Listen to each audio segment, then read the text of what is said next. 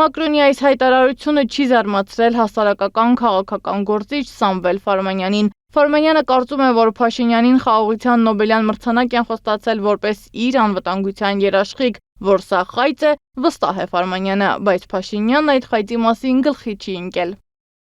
Հայ ժողովրդի գլխին այսքան բան բերելուց հետո անձնական անվտանգության վստահելի այլընտրանքի բացակայությունն է երևի Նիկոլին մղել հավատալ նման թակարդի։ Կարևորը ստանա խաղաղության Նոբելյան մրցանակ եւ լուծվի իր անձնական անվտանգության հարցը։ Այս համատեքստում փնտրեք Մակրոնի առաջին հայացքից արտասովոր կիրակնորյա աջակցությունը Նիկոլին ներքաղաքական հատուկ շեշտադրմամբ։ Ու մտածեք, թե ինչ շահեր ունեն այդ գործարքներից Մակրոնը, Միշելն ու Նիկոլի իշխանության ստվերային տերերը։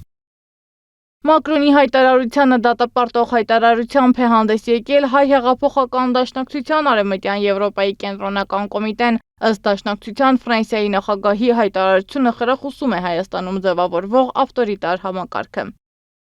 Նախագահ Մակրոնի Փաշինյանի հետ հեռախոսային խոսակցության բովանդակությունն անհասկանալի եւ անընդունելի է ու ըստ ամենայնի դատապարտելի։